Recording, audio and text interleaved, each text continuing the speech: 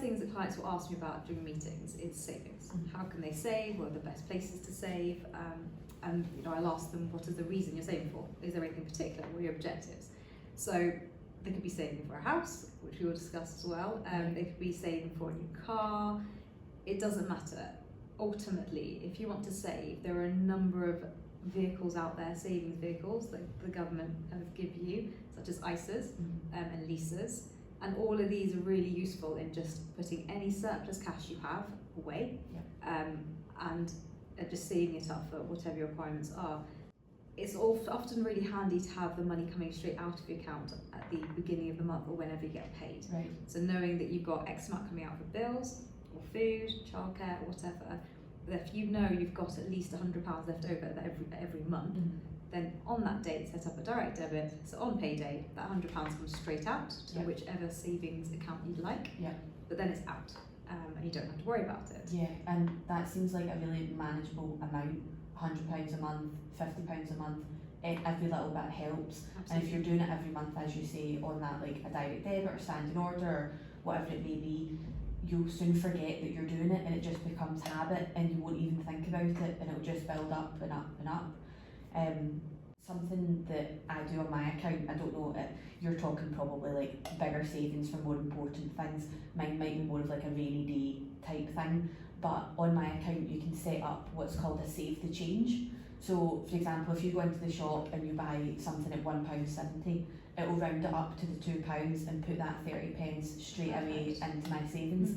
So something even as small as that, it builds up so much. I've had that on my account for a few years now, and you don't even think about it, you don't even notice it, because what would you do with the 30p? You're not going to notice it, but over time it builds up. So I've had that set up, and I think that could be really useful. Not all banks might do it, but if yours does, then I think that's a really easy way to save the small change. No, that's great. And with obviously being in the mortgage industry, with the LISA, the Lifetime Savings ISA, how does that work? If I was to save money into that, so I think I can open it up from 18 to 40 years old. So if I went to buy my first home, which I believe I can use that for, how does that work with you then? Do I come to you and say, I've got the LISA, do you take over from that point? Do I? Yeah, you would let us know up front, because we will need to know how much savings you've got in terms of your deposit and other things like that. But it would be your solicitor. It has to be paid out through your solicitor at the time of the purchase. So they would take care of that, but it's really important to let us know that you do have that, because it will contribute towards your savings and your deposit for your application.